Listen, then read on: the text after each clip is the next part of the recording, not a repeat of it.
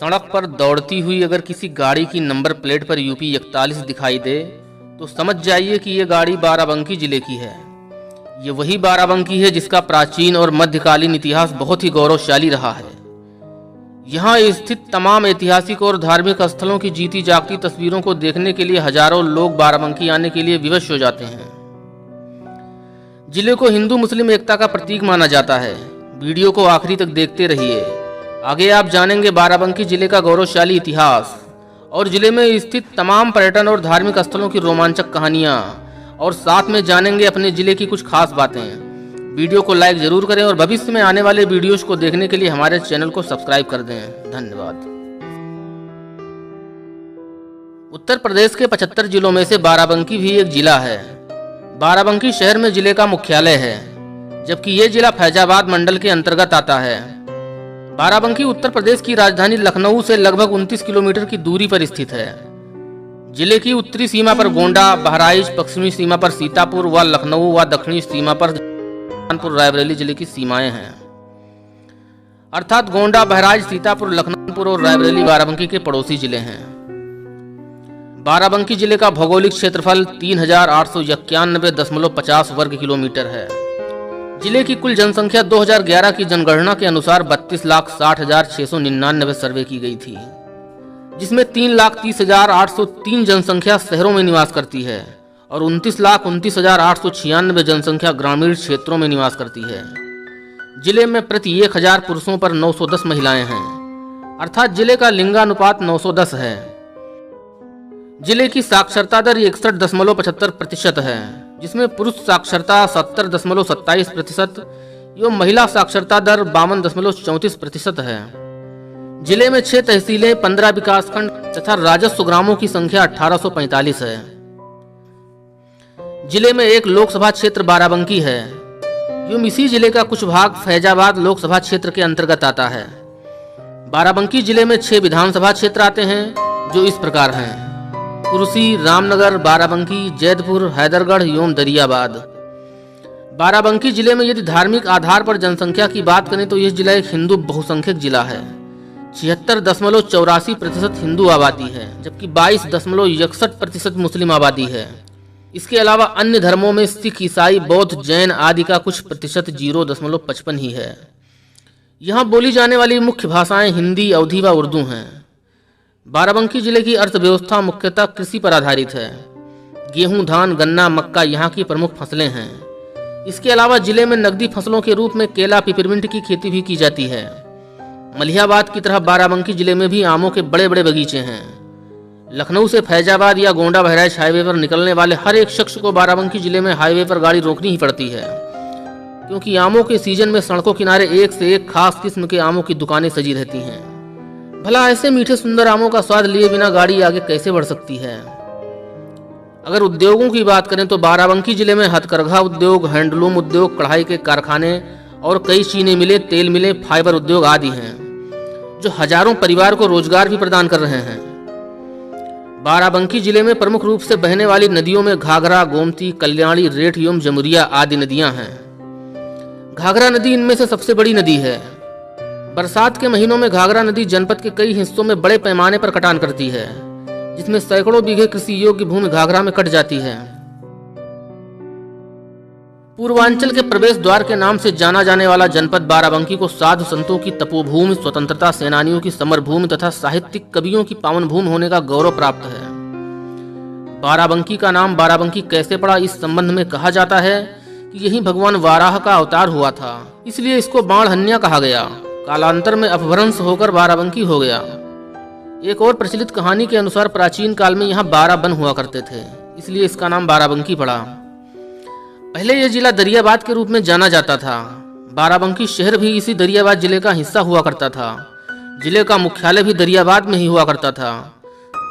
सन 1859 में जिले के मुख्यालय को नवाबगंज कर दिया गया। वर्तमान में नवाबगंज बाराबंकी जिले की एक तहसील है। बाराबंकी जिले का इतिहास हजारों वर्ष पुराना है। यहाँ सूर्यवंश, चंद्रवंश एवं नागवंशी राजाओं ने शासन किया था। कहा जाता है कि अयोध्या के राजा दशरथ के गुरु वशिष्ठ ने 7 ऋषियों के साथ मिलकर यहाँ एक अनुष्ठान किया था। उसी जगह को सप्तऋषि के नाम से जाना जाता है। वर्तमान में यही सप्तऋषि सतरिक के नाम से प्रसिद्ध है। सन 1030 में इस क्षेत्र पर महमूद गजनवी के भांजे सैयद सालार मसूद गाजी का हमला हुआ था और यहाँ के हिंदू राजाओं को हराकर आगे बहराइच की तरफ बढ़ गया था और वहां जाकर महाराजा सुहेलदेव के हाथों मारा गया था। मिराते मसूदी में इस बात का जिक्र हुआ है। महाराजा सुहेलदेव की सेना के सेनानायक इचोली पासी नाम का एक वीर योद्धा था। महाराजा सुहेलदेव ने इस योद्धे को इचोल किले का सरदार नियुक्त किया था। जब सैयद सालार का हमला बाराबंकी में हुआ और सभी राजा बुरी तरह हारने लगे, तब इचोली पासी को चिंता हुई। उसने सोचा यदि ऐसा ही रहा तो सभी राजा मारे जाएंगे और पूर्वी भारत में विदेशी मुस्लिम आक्रांताओं का राज हो जाएगा। तब तक सैयद सालार के सेनापति सैफुद्दीन व काजी कबरुद्दीन ने इचोल किले को घेर लिया। उनकी विशाल सेना को देखकर इचोली पासी ने उनसे लड़ना मुनासिब नहीं समझा और किले से चुपचाप भागकर श्रावस्ती के राजा महाराजा सुहेलदेव के पास पहुंचे और उनको बताया कि बाराबंकी के सभी राज्य सैयद सालार के द्वारा जीत लिया गया है और अब वह बहराइच फतेह करने के लिए आगे आएगा। महाराजा सुहेलदेव को समय मिल गया था। उन्होंने आसपास के सारे राजाओं को मिला लिया और एक विशाल सेना तैयार कर ली। 1033 में बहराइच के मैदानों में महाभयंकर युद्ध हुआ। सैयद सालार मसूद गाजी मारा गया। इस युद्ध में इचोली पासी ने काफी अहम भूमिका निभाई थी। इन्हीं के नाम पर इचोली नामक स्थान आज भी बाराबंकी जिले में मौजूद है। मुगलों के शासनकाल के समय बाराबंकी मुगलों के अधीन हो गया था। मुगलों ने बाराबंकी की सभी रियासतों को अवध के नवाबों को सौंप दिया था। अंग्रेजी शासनकाल में बाराबंकी अंग्रेजों का एक प्रमुख केंद्र हुआ करता था। यहाँ अंग्रेजी हुकूमत के बड़े बड़े आला अधिकारी रहते थे। चहलारी के राजा बलभद्र सिंह ने 1000 क्रांतिकारियों को लेकर यहीं अंग्रेजों पर धावा बोला था। अंग्रेजों से मुकाबला करते हुए महाराजा बलभद्र सिंह शहीद हो गए थे। उसके बाद बेगम हजरत महल नाना साहब से मिलकर आजादी की जंग जारी रखी थी। 1942 भारत छोड़ो आंदोलन में इस जिले के लोगों ने सक्रिय रूप से भाग लिया था। 15 अगस्त 1947 को जब देश आजाद हुआ तब पूरे देश के साथ इस महान अवसर पर बाराबंकी जिले के लोगों ने इसे त्योहार की तरह मनाया था। अब बात करते हैं बाराबंकी जिले के पर्यटन स्थलों की, जिसका दीदार करने देश विदेश के लोग आते हैं। जिला मुख्यालय से लगभग 13 किलोमीटर दूर देवा शरीफ में सूफी संत हाजी वारिस अली शाह की मजार है। यहाँ इनके पिता कुर्बान अली शाह की याद में हर साल 10 दिनों तक मेले का आयोजन किया जाता है। इस स्थान को पूरे देश में कौमी एकता की मिसाल माना जाता है। लोधेश्वर महादेवा रामनगर तहसील में लोधेश्वर महादेवा तीर्थ है। यहाँ स्थित भगवान लोधेश्वर नाथ मंदिर काफी प्राचीन है। ऐसी मान्यता है कि धर्मराज युधिष्ठिर ने अज्ञातवास के समय यहाँ पर एक शिवलिंग की स्थापना की थी। पूरे सावन में यहाँ श्रद्धालुओं की भारी भीड़ रहती है। महाशिवरात्रि एवं कजरी तीज पर लाखों शिव भक्त कांवरिया से जल लाकर भगवान भोले को जल अर्पित करते हैं। कुंतेश्वर महादेव बाराबंकी जिला मुख्यालय से 38 किलोमीटर दूर कुंतेश्वर महादेव का महाभारत कालीन एक मंदिर है। यह प्राचीन मंदिर सिरौली गोसपुर तहसील के किंतूर गांव में स्थित है। इस मंदिर में स्थापित शिवलिंग पांडवों की माता कुंती के द्वारा स्थापित किया गया था। पारिजात वृक्ष देवताओं का वृक्ष कहा जाने वाला पारिजात वृक्ष हजारों साल पुराना है।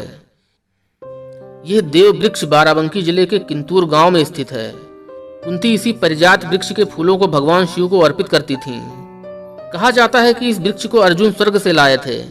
इस वृक्ष के बारे में हरिवंश पुराण में कहा गया है कि एक प्रकार का कल्प वृक्ष होता है जो सिर्फ स्वर्ग में पाया जाता है। इस ऐतिहासिक वृक्ष को देखने दूर दराज के लोग आते हैं। कोटवा धाम सिरौली गोसपुर तहसील में स्थित कोटवा धाम तीर्थ में सतनामी संप्रदाय के प्रवर्तक रहे समर्थ स्वामी जगजीवन साहब की समाधि है। सभी धर्मों के लोग इनके अनुयायी हैं। बिहार, झारखंड व नेपाल के तमाम श्रद्धालु भी यहाँ आते हैं। सैलानी देवी मंदिर यह मंदिर डल्लू खेड़ा गांव में गोमती नदी के किनारे स्थित है। यहीं एक जलकुंड है जिसमें से निरंतर जल निकलता रहता है। मान्यता है कि देवी माँ इसी जलकुंड से प्रकट हुई थीं।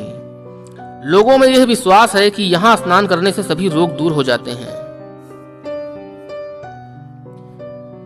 सिद्धेश्वर महादेव मंदिर बाराबंकी जिला मुख्यालय से 28 किलोमीटर दूर सिद्धौर नामक स्थान पर स्थित सिद्धेश्वर महादेव का प्राचीन मंदिर। इस जगह का नाम सिद्धौर भगवान सिद्धेश्वर के नाम पर ही रखा गया है। इस मंदिर में प्रत्येक शुक्रवार व सोमवार को भक्तों की भीड़ रहती है। बाराबंकी घंटाघर बाराबंकी घंटाघर यहाँ आने वाले पर्यटकों के लिए आकर्षण का केंद्र होता है। यह ऐतिहासिक घंटाघर शहर बाराबंकी के मध्य भाग में स्थित है। इसे बाराबंकी का प्रवेश द्वार माना जाता है। मसौली नामक ये ऐतिहासिक गांव बाराबंकी जिले में पड़ता है। यहीं प्रसिद्ध स्वतंत्रता सेनानी रफी अहमद किदवई का जन्म हुआ था। तमाम पर्यटक भारत के इतिहास और स्वतंत्रता संग्राम के बारे में जानने के लिए मसौली आते हैं।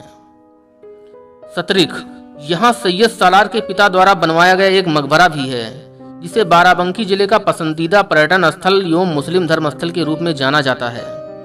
इसके अलावा बाराबंकी जिले का हर एक गांव, हर एक शहर ऐतिहासिक है। ऐसे तमाम जगहें हैं जिनका बीते इतिहास से गहरा संबंध है। इनमें से तो कुछ मौजूद हैं और कुछ गुजरते जमाने के साथ अपनी पहचान मिटा चुके हैं। उनके अवशेष जरूर देखने को मिल जाते हैं। वीडियो को लाइक करें, शेयर करें ताकि आपके जिले के बारे में दूसरे लोग भी जान सकें। हमारे चैनल को सब्सक्राइब करके बेल आइकन जरूर दबाएं। फिर मिलते हैं दूसरे वीडियो में, तब तक के लिए जय हिंद जय भारत।